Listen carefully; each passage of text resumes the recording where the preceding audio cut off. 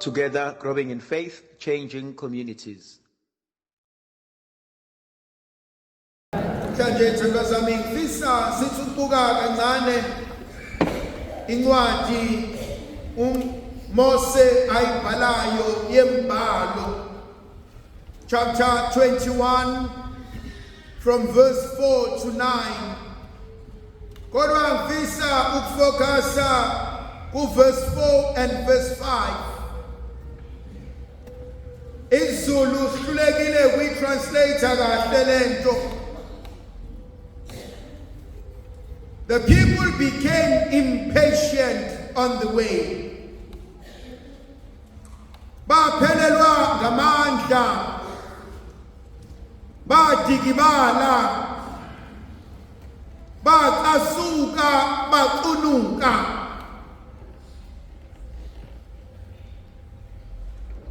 Abantu basebekhuluma kabi bejuka uNkulunkulu, bajuka noMose. Bathi kungani ukuba usikhiphe eGibhithe ukuba sizofa lana ehlane na?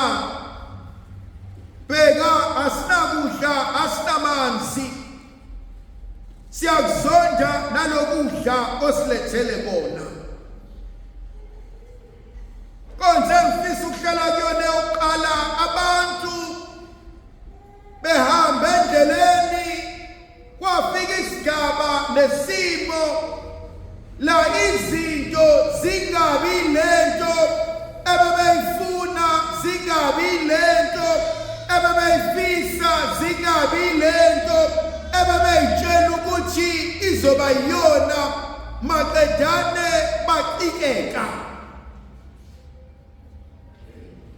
Kwesinye isikhathi kunento eqalayo oyitshela ukuthi vele izoba mnandi, vele izoba yinhle, vele izongenzela ukuthi nokuthi, kodwa ngokuqhubeka kwesimo, ngokwenzeka kwezinto, ingabi lento obuyitshela izoba yiyona, maqedane bona baqikeka.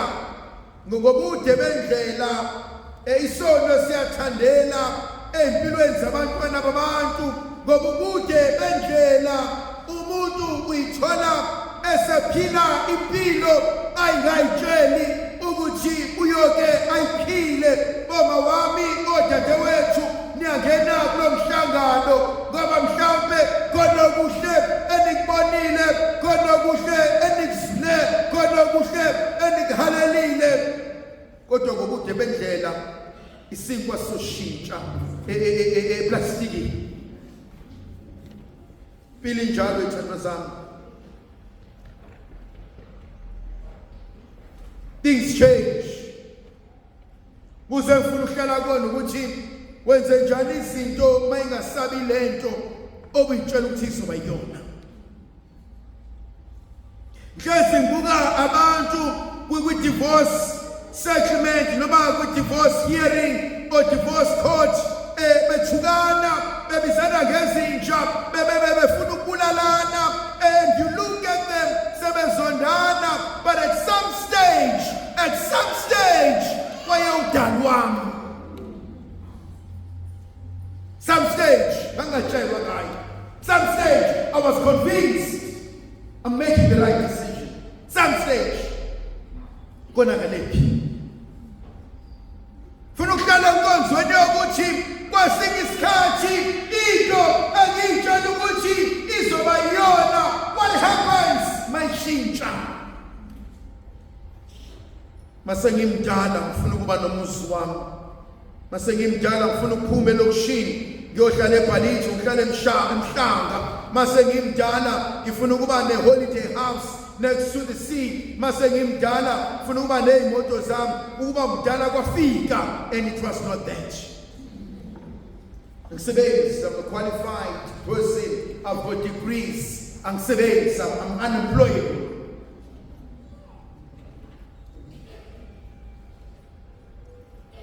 How do you deal with failure? How do you deal with the reality? Izinto oyiplanile, wayihlela, wathi kuzoba nje, and you realize lezo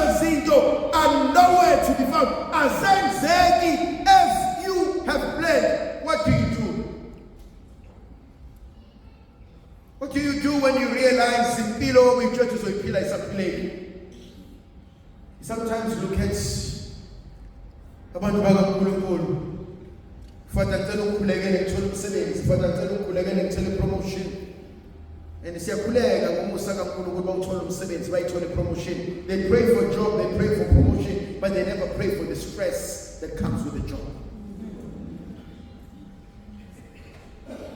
So many of our people, they live on a pill because of our because of my targets, my deadlines.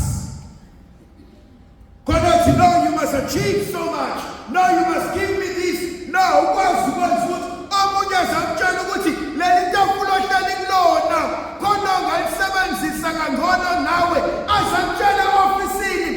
you must never think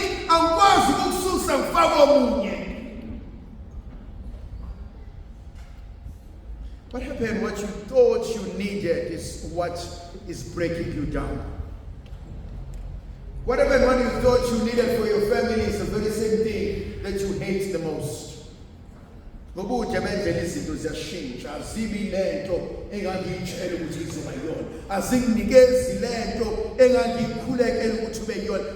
bigger question for me, how do I deal with stress?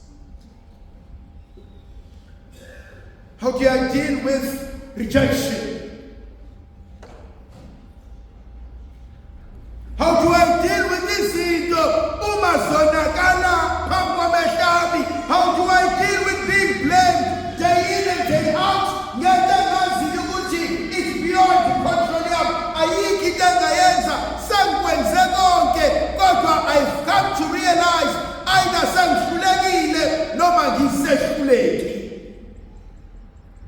do I deal with that? They realized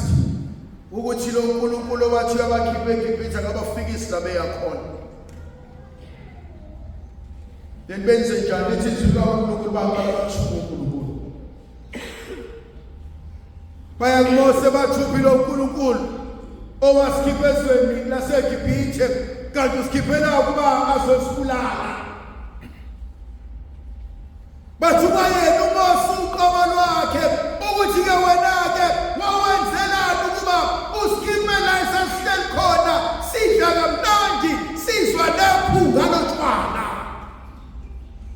Inkonzo engifuna ukuhlela kuyona kancane ethandazami inkonzo yabantu who've become a punching bag ekhaya. Not because physically they punch me, but emotionally. Yabazi umzali otshela ingane ukuthi if mina ngangakhulelwanga wena ngaba ngimshada ngoba wakho. Every day it's a constant reminder. If uma wayengakhulelwanga mina ngabe uma akashiyanga esikoleni uma wayengakhulelwanga mina ngabe uma abamqoshanga kubo uma akakhulelwanga mina wayengekasebenze emajanti. And you constantly are reminded my life is a failure because ngamitha wena.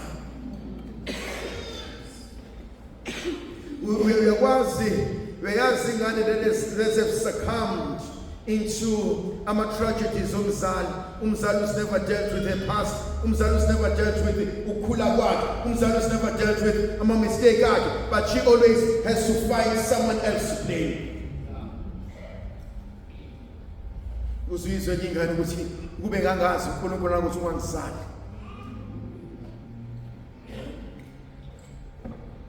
Uyakwazi ukuhlala kwi-relationship nomuntu othi mina izinto zami zayihamba kahle kahle right up until I met you. When I met you I lost everything.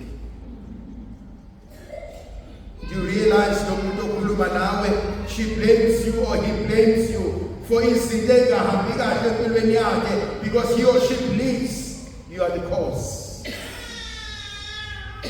And so yangithinta lento uma babukala abantu sebethuka uNkulunkulu, uma babukala abantu sebethuka noMose bese siyavuka isisho athi kakade umlungisi uyithela isila. Omunye umuntu owenza into ezitshela ukuthi uyasiza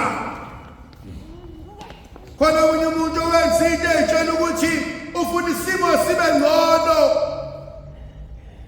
Umuzwe sekukhulunywa ngaye ave etshela ukuthi ungcono usibanibani, ave etshela ukuthi usibanibani yonke into efanele iphelele kuyena, ave usibanibani efuna ukuyifaka ey'ntwenza uzubuza ukuthi kodwa mntana womuntu ubuwenzani ukuthi uyasiza.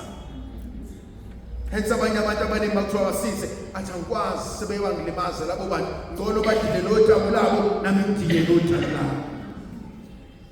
Inkhona enye inkonzo engithintayo, uyangithinta uma sebembheme uNkulunkulu bathi asinakudla, babathi asinamanzi, babathi akukho lutho, bathi usibulala ngendlala, athi kwakona lokhu dlano sinikeza kona. Ngithusa inkonzo umuntu mesezonciphisa athi nalokhu dlano mnika kona, nalolu thanjwana uqoshela ngalo, nale madlalo unikeza yona, nalesi sikhashana unika sona, ebese uthi but that's all I have. If I had more, I would have given you. I'm giving you everything that I have because after this I have nothing left. Beyazi inkonzo yokunikela konke uzugcina ukuthi angisena lutho ongenalithatha mina uqoba because I have nothing left. Kone inkonzo efuna ukuhlala kula kancane inkonzo kwaneliswa. Inkonzo yokwaneliswa wonikeza bona. Khona abantwana who have to work even though bengasafuni because at the end of the month, my God, uyamazi uma ogada ingane yakho ofuna ukukhokhele, uma ogada ingane ugogo ufanele ukukhokhele, ogada umzukulu athi vele ukube bengike kunene ukuzomkhokhela and ukhokhela everything, uthenga ukudla kwengane uphinde unikeze imali maqedala yokukhuluma because akakwazi ukusutha. Uzuthi mhlambe bekungcono ma ukuthi ingane ngiyithathe ngiyise crash, mhlambe bekungcono ma ukuba ingane bengiyithatha ngoyibeka kumakhelwane ngoba Kristu will understand if ekwazi ukungcindezela kanje, how much more mancindezelwa uzalwami engakudla yena.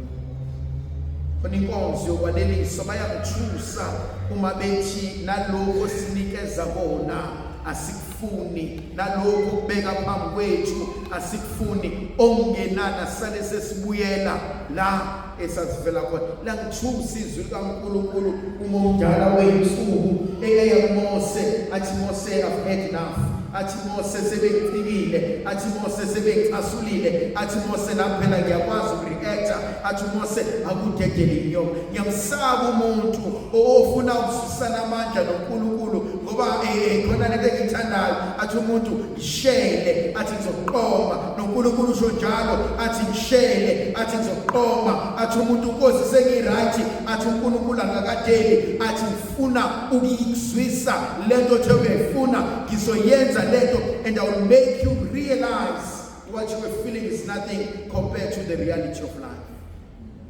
Khona inkonzo engiyisaba, khona inkonzo yokujwayela uNkulunkulu, khona inkonzo yokukhuluma noNkulunkulu ezifu ukhuluma nomngane wakho, khona inkonzo yokukhuluma noNkulunkulu ezifu ukhuluma nomuntu enqome naye noma engane naye ndodeni, khona inkonzo yokukhuluma noNkulunkulu ezifu ukhuluma nomfana olusizifo.